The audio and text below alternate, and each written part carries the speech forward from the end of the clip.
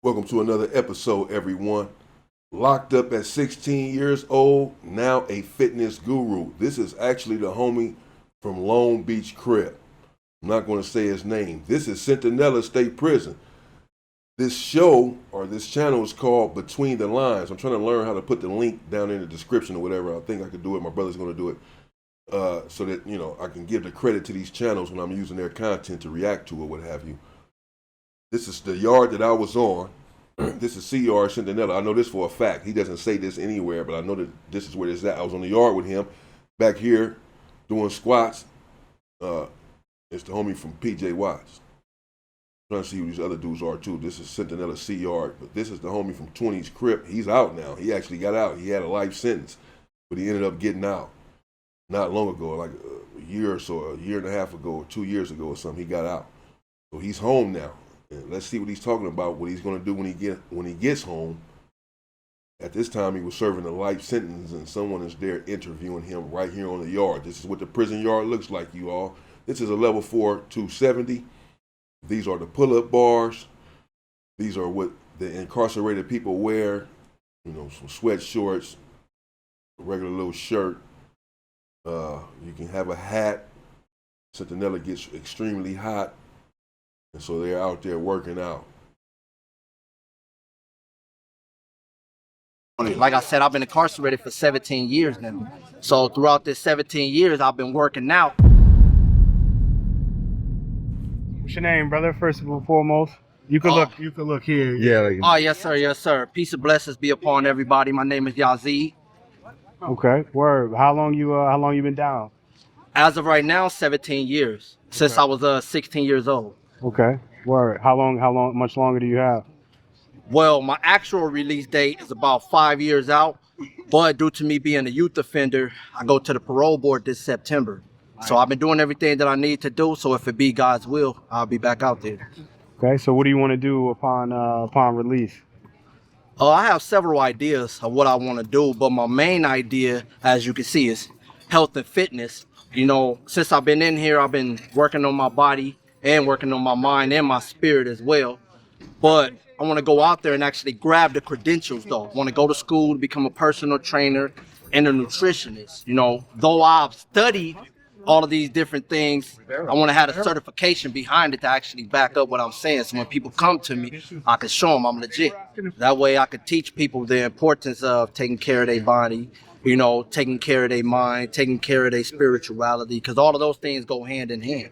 So not only am I a walking billboard, to show them that I know what I'm talking about and this is my lifestyle, but to have that black and white, that paperwork behind it is going to help me go a lot further when they come to me. They're like, oh, okay, he's legit. You know what I'm talking about. So how long have you been working on your body? Well, I can honestly say that half of this is genetics. 50%. My dad, had a good body. He was born with a good body, so he pretty much passed that down to me. But the other 50%, I've been working on it. Like I said, I've been incarcerated for 17 years now.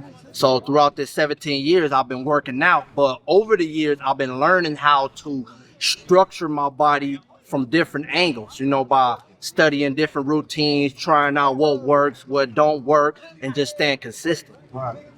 So right now, how many days a week are you working out?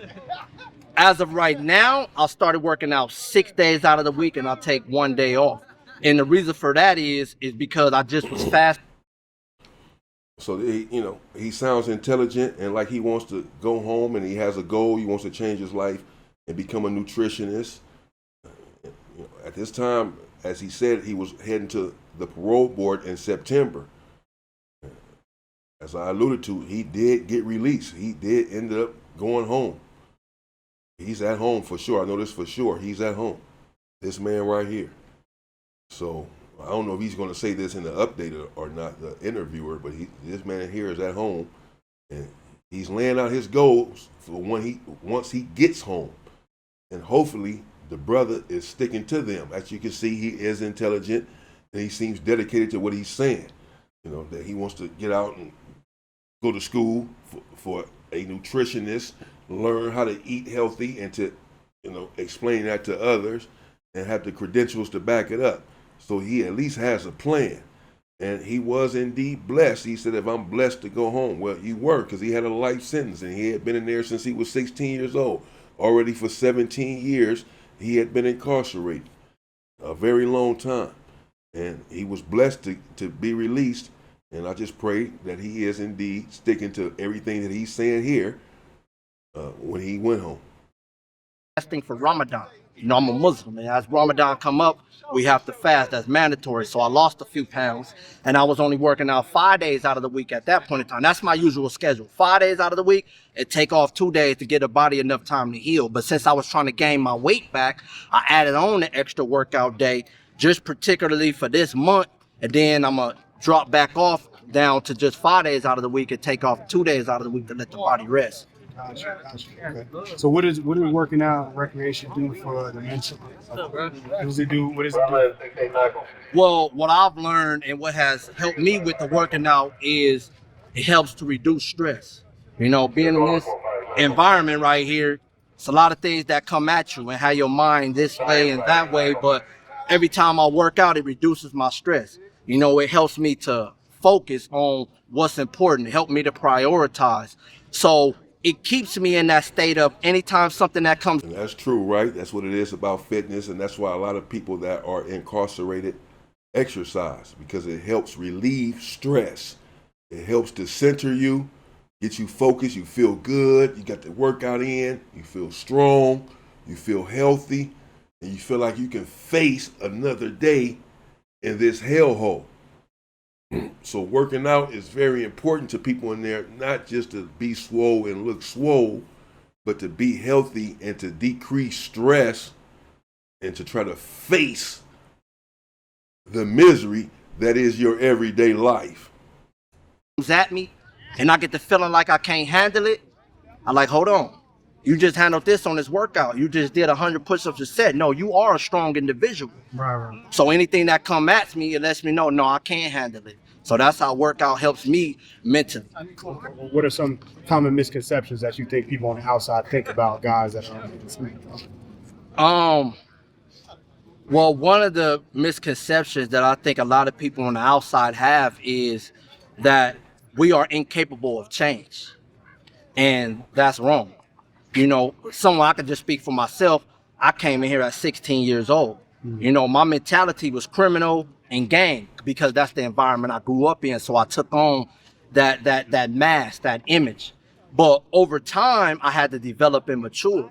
I had to learn myself. I had to learn how to be a man. What is responsibility? You know, once I started participating in certain like self-help classes, it taught me what is empathy, what is remorse, what is the ripple effect of your crime. So then I started to look at myself at a different light. Then I started to see that, okay, I can change. There are other aspects to myself. Like I learned that I was a writer. I started to write poetry. I started to write books. I started to increase myself in that way. And that let me know that I had different talents, that I wasn't just some average street thug that a lot of people threw me away and said, just lock him up. That's all he is. No, we become more than that as we sit in here, we analyze ourselves and we see the error of our ways. So that's one misconception. And I will also tell them out there, if they looking to dive into here and see who we are and how to support us, is just reach out. Because you never know who you might come across. You know, you got scholars in here. You got individuals who could have became a doctor, but yet they in here. You got people who's good at the law. You got people like me who's good at health and fitness. It's all different types of untapped into talent in here. So if you just reach out to anybody, any prisoner at any prison, and you will begin to discover that is more in here, and you begin to learn how you can reach out, because everything is not just money. Some things are just emotional. You know, some people just need that ear that they can vent to. Some people need somebody to just say, hey, okay, I can send you this book right here because this is what you into, and help that person increase increase themselves that way, whether it might be spiritually or mentally. So it's all different type of ways that a person can reach in here and help without actually saying, well, dang, I got to give up my money. Sometimes time is more precious than money. Just take the time out to actually just reach out. And you never.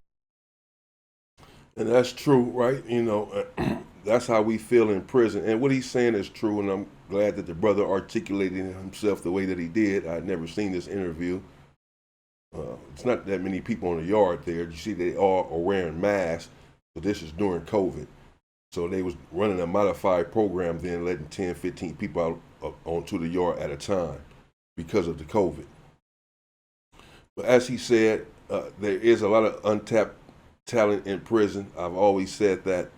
And you have a lot of people back there that are scholars and that could have been doctors, astronauts, you name it. I mean, some highly intelligent people that just, took the wrong route or made one wrong decision that really cost them. And they're paying for it with their lives in many situations, unfortunately. And what he said that many people on the outside believe that people inside of prison cannot change. That's true. Many people are guilty of that, believing that they should just lock them up and throw away the key for whatever their indiscretion, whatever their crime was.